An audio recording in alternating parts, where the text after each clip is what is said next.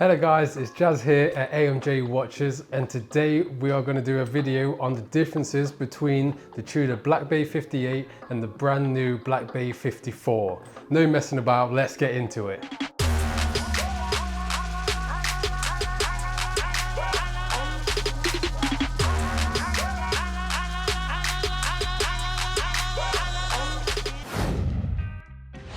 So having a look at the new Tudor Black Bay 54, the first thing to say is that yes, it was based off Tudor's first dive watch, their first Submariner in 1954. So if it didn't look vintage, they would have gone wrong. So looking at it straight away, the first thing you look at it, it's got that black dial with the gold markers on there and the gold writing to recreate that kind of vintage gilt dial, which I love. Looking at the 54, first thing that jumps to my mind is the bezel. Now, comparing this to the bezel of the 58, there is no more red triangular marker on the 12 o'clock position, and there is no minute markers either from 0 to 15.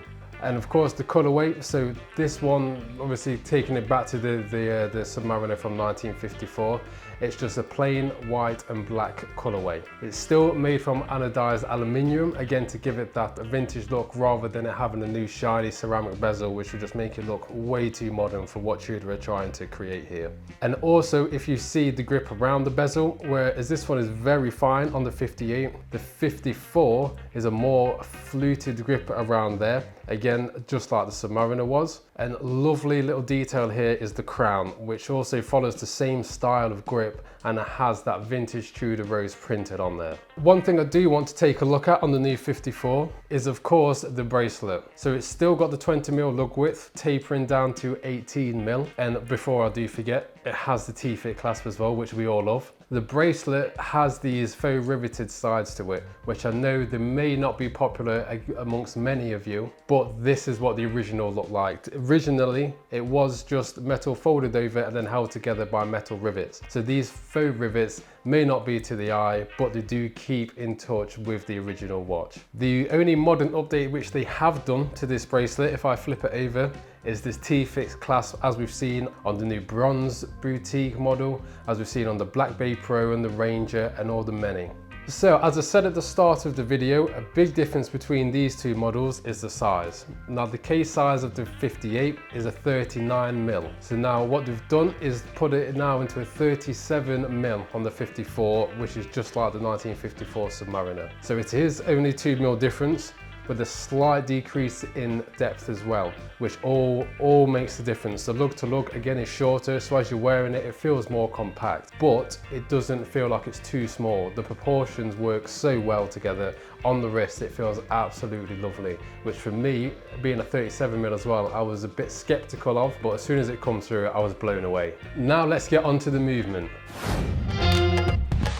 So the movement that powers this watch between the solid screw down case back is another Tudor in-house movement. It's very similar, but the exact same as the one that you've seen in the bronze boutique edition. Slightly different to this in the 58. The only reason being is that it had to be made a bit smaller just to fit into this case. So this movement gives the exact same features as what Tudor usually give with their movements. You get the 70-hour power reserve, a silicone balance wheel, which means it is anti-magnetic, also covered by a 5-year warranty, and timekeeping within cost tolerance, which is -4 + 6. But I must stress that Tudor always insists that their watches run between -2 and 4 seconds a day, which is beating cost. Now the watch that I have in hand is on the metal bracelet with the T-fit clasp. This watch is also available on the rubber strap.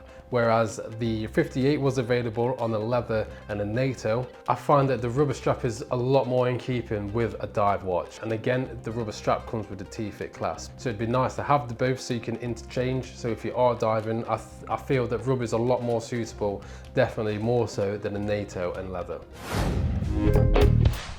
So looking at pricing between the steel bracelet and the rubber band version, the steel bracelet is coming in at £3,200 and the rubber is coming in at £3,030, both which I think are well worth the money.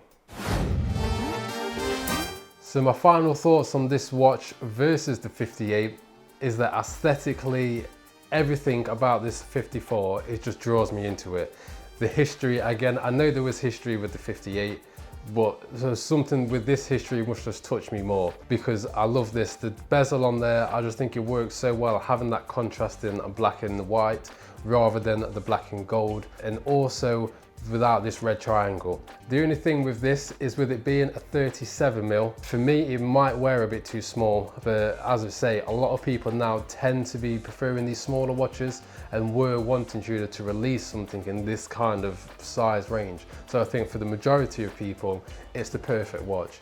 You know, the amount that you get in for on the bracelet, 3,200, an in-house movement, 5-year warranty, and the look is gorgeous as this. You know, it's ticking all the boxes. I'd be very interested to hear your thoughts on the new Black Bay 54 versus the previous Black Bay 58. Please leave it in the comments below, and don't forget to like and subscribe. Cheers.